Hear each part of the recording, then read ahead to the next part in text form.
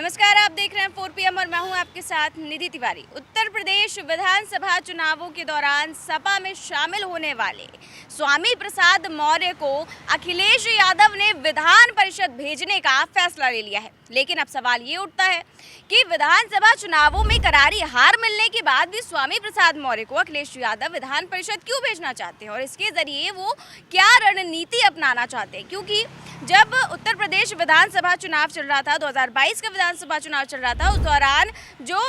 स्वामी प्रसाद मौर्य है वो बीजेपी छोड़कर सपा में शामिल हुए थे और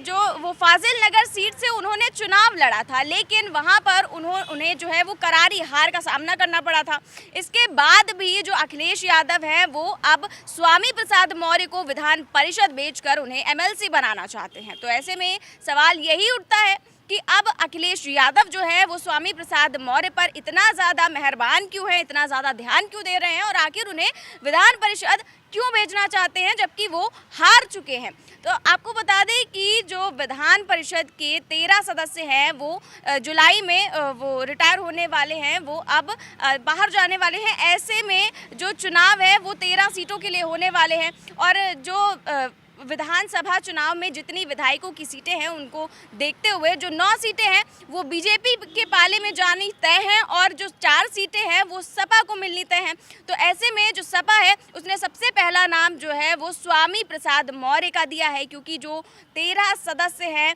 उनका कार्यकाल अब समाप्त होने वाला है। ऐसे में अब जो चुनाव होंगे वो 20 जून को चुनाव होने वाले हैं और 9 जून तक जो है वो नामांकन खत्म करने की आखिरी तारीख है, नामांकन दाखिल करने की आखिरी तारीख है। और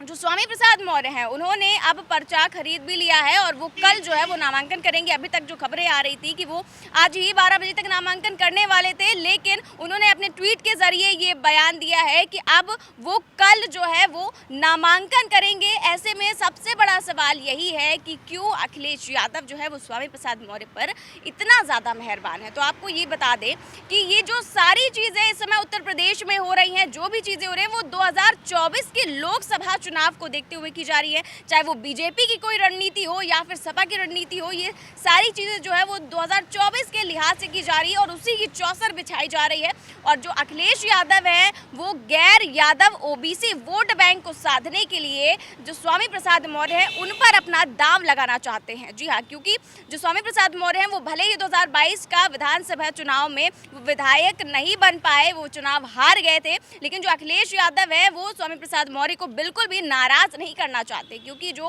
गैर यादव वोट बैंक है, गैर यादव OBC वोट बैंक है, उस पर जो स्वामी प्रसाद मौर्य की पकड़ है वो काफ़ी ज़्यादा मजबूत है। और स्वामी प्रसाद मौर्य जो है वो OBC के बड़े नेता माने जाते रहे हैं और मौर्य समाज के भी बड़े नेता रहे हैं। ऐसे में जो स्वामी प्रसाद मौर्य हैं उन पर जो दांव लगा रही है अखिलेश यादव, दांव लगा रहे हैं, समाजवादी पार्टी दांव लगा रही है, इसका जो है बड़ा सियासी समीकरण है। क्योंकि जो अखिलेश यादव हैं वो शुरू से ही जानते हैं कि 2014 से जब से बीजेपी की सरकार बनी है वो गैर जो यादव OBC समुदाय है उसके दम पर बनी है और उस पर बीजेपी की पकड़ काफ़ी ज़्यादा मजबूत है। और अब जो बीजेपी अब वो अपने सदस्य खड़े कर रही है और जो भी रणनीति अपना रही है वो तो 2024 के लिहाज से ही अपना रही है। और ऐसे में जो अखिलेश यादव है वो भी अपनी चौसर बिछाने में लगातार जुटे हुए हैं और अखिलेश यादव भी इस चीज़ को लेकर पूरी तरह से संतुष्ट हैं कि स्वामी प्रसाद मौर्य पर अगर वो दांव लगाते हैं तो पूरी तरह से उनका जो ये दांव है वो सफल साबित होगा, क्योंकि स्वामी प्रसाद मौर्य जो है वो राजनीति में बड़ा नाम माने जाते हैं और 2022 में जो है वो बीजेपी छोड़कर सपा में शामिल हुए हैं और वो बसपा में भी वो 5 बार वो विधायक रह चुके हैं, एक बार विधान परिषद सदस्य रह चुके हैं। और अगर उत्तर प्रदेश की बात करें तो यादव और कुर्मी के बाद जो मौर्य समाज है वो तीसरे नंबर पर आता है अगर आबादी के लिहाज से देखा जाए तो। और आबादी के लिहाज से जो 6% है, इनकी जो संख्या है वो 6% ही है, लेकिन अगर आंकड़ों के हिसाब से हम OBC समुदाय की बात करें तो ये सबसे ऊपर नंबर पर है। सबसे ज़्यादा जो वोट बैंक है वो ओबीसी समुदाय से ही आता है। ऐसे में उनको साधने के लिए ही अखिलेश यादव ने पूरा जोर जो है इसी को लेकर स्वामी प्रसाद मौर्य पर अपना दांव चला है। और जो स्वामी प्रसाद मौर्य हैं वो 5 बार के विधायक रह चुके हैं, 1 बार विधान परिषद सदस्य रह चुके हैं और बीएसपी से लेकर बीजेपी तक के कार्यकाल में लगातार वो मंत्री भी रहे हैं। और 1996 के बाद से उनका जो दबदबा है वो ज़्यादा, उनका जो ओहदा है वो लगातार बढ़ता ही रहा है, लगातार उनका जो पद है वो भी बढ़ता रहा है। ऐसे में जो स्वामी प्रसाद मौर्य पर दाव लगाने की बात है अखिलेश यादव की, ये सभी के समझ में आ चुकी है। और जो विधान परिषद चुनाव होने जा रहे हैं इसमें जो है जो दूसरा नाम था ये था जो राजभर के बेटे हैं अरविंद राजभर, क्योंकि जो राजभर हैं वो समाजवादी पार्टी और अखिलेश यादव पर लगातार ये दबाव बना रहे थे कि जो उनके हारे हुए बेटे अरविंद राजभर हैं उन्हें विधान परिषद भेजा जाए। और इसी का नतीजा है जो राजभर के जो तल्ख तेवर अभी कुछ दिनों पहले ही नजर आए थे कि जो उनके बेटे के नाम पर जो है मुहर नहीं लग रही थी विधान परिषद के चुनावों में। और इस बार भी खबर यही है कि जो उनके बेटे हैं उनको अब आश्वासन दे दिया गया है कि इस बार नहीं बल्कि अगली बार जब 2024 के चुनाव नज़दीक होंगे, तब जब विधान परिषद के चुनाव होंगे तब उन्हें उनका जो नाम है वो पहले नंबर पर होगा। फिलहाल जो है राजभर जो है ये भी माना जा रहा है कि वो अखिलेश यादव से इसीलिए नाराज चल रहे हैं क्योंकि उनके बेटे के नाम पर मुहर नहीं लग रही है और स्वामी प्रसाद मौर्य के नाम पर मुहर लग गई है। तो ऐसे में ये भी सवाल है कि स्वामी प्रसाद मौर्य भले ही हार चुके हैं,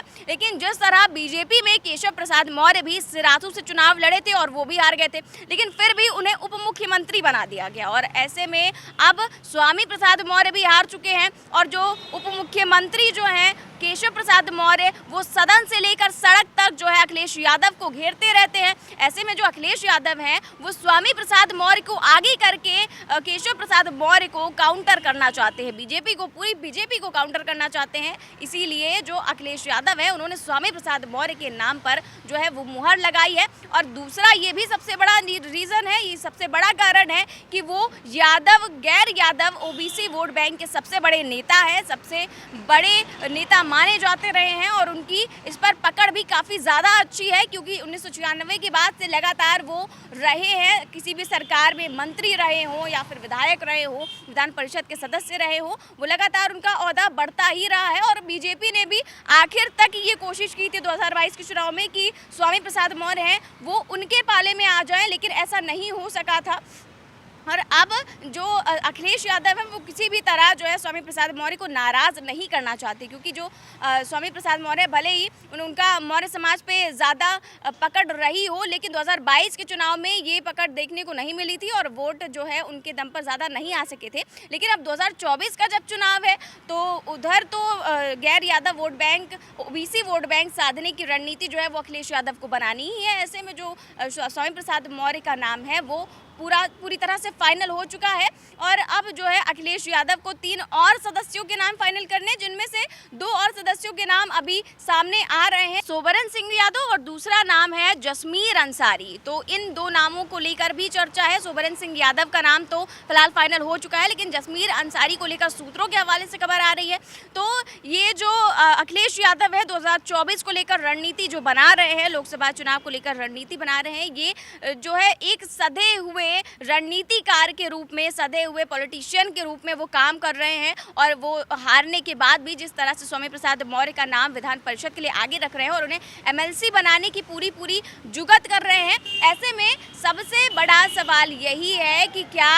स्वामी प्रसाद मौर्य उन्हें फ़ायदा पहुंचा सकेंगे 2024 में या फिर वो 2022 की तरह ही सपा की लुटिया फिर से डुबो देंगे। ये तो बड़ा सवाल है। फिलहाल इस खबर में बस इतना ही। देश और दुनिया की तमाम बड़ी खबरें जानने के लिए देखते रहिए 4 PM न्यूज़ नेटवर्क। नमस्कार।